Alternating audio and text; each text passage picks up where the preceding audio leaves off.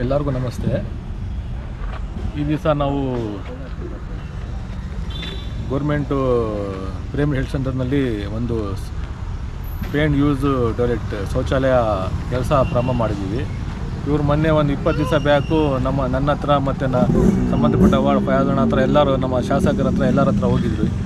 ಇಲ್ಲಿ ಒಂದು pay and use ಶೌಚಾಲಯ ತುಂಬ ಅವಶ್ಯಕತೆ ಇದೆ. ಯಾಕಂದರೆ ಡೈಲಿ ಇಲ್ಲಿ ಒಂದು 300ರಿಂದ 400 ಜನ ಬರ್ತಾ ಇದ್ದಾರೆ. ಇಲ್ಲಿ ಅಕ್ಕಪಕ್ಕ ಹಳ್ಳಿಯಿಂದ ಅಕ್ಕಪಕ್ಕ ವಾರ್ಡಿಂದ ಎಲ್ಲರೂ ಬರ್ತಾ ಇದ್ದಾರೆ ಅಂತ ಒಂದು ಮನವಿ ಮಾಡಿಕೊಟ್ಟಿದ್ರು.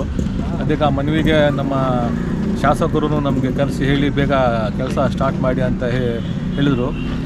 ಅವರು ನಮ್ಮ ಶಾಸಕರ ಮತ್ತು ನಮ್ಮೆಲ್ಲ ಸದಸ್ಯರ ಕಡೆಯಿಂದ, ಆಮೇಲೆ ನಮ್ಮ ಶಾಸಕರ ಮಾರ್ಗದರ್ಶನದಿಂದ ನಾವು ಇವತ್ತು ಶೌಚಾಲಯ ಕೆಲಸ ಸ್ಟಾರ್ಟ್ ಮಾಡಿದ್ದೀವಿ, ಪೇ ಆ್ಯಂಡ್ ಯೂಸ್ ಟಾಯ್ಲೆಟು.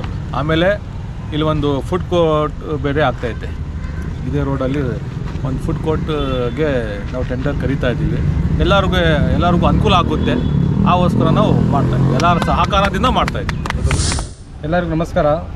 ನನ್ನ ಹೆಸರು ಮೊಹಮ್ಮದ್ ಸದ್ದಾಮ್ ಅಂತ, ಕರ್ನಾಟಕ ರಕ್ಷಣಾ ವೇದಿಕೆ ಕನ್ನಡ ಸೇನೆ ಅಲ್ಪಸಂಖ್ಯಾತರ ಘಟಕ ರಾಜ್ಯ ಪ್ರಧಾನ ಕಾರ್ಯದರ್ಶಿ. ಮೊನ್ನೆ ನಾವು ನಮ್ಮ ಸಿರಾನಗರದ ಓಲ್ಡ್ ಗೌರ್ಮೆಂಟ್ ಆಸ್ಪತ್ರೆ ಬಗ್ಗೆ ಒಂದು ನಗರಸಭೆ ಅಧ್ಯಕ್ಷರಾದ ಜಿ ಶಾನಣ್ಣ ಅವರು ಹಾಗೂ ಕಮಿಷನರ್ ಸಾಹೇಬರಿಗೆ ಒಂದು ಮನವಿ ನೀಡಿದ್ವಿ. ಏನಂದರೆ ಇಲ್ಲಿ ಶೌಚಾಲಯ ವ್ಯವಸ್ಥೆ ಇಲ್ಲ ಹಾಗೂ ನೀರಿನ ವ್ಯವಸ್ಥೆ ಇಲ್ಲ ಅಂತೇಳಿ.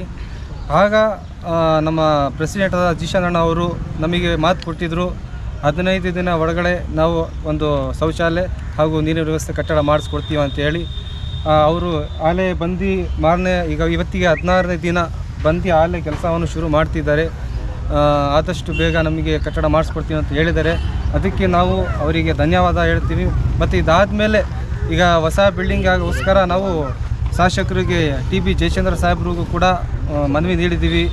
ಮತ್ತು TH ಅವರಿಗೆಲ್ಲ ಮನವಿ ಕೊಟ್ಟಿದ್ದೀವಿ. ಆದಷ್ಟು ಬೇಗ ಅವರು ಹೊಸ ಬಿಲ್ಡಿಂಗ್ ಹಾಸ್ಪಿಟ್ಲ್ ಕಟ್ಟಡ ಮಾಡಿಸಿ ಅಂತ MLA ಸಾಹೇಬರು ಹೇಳಿದ್ದಾರೆ.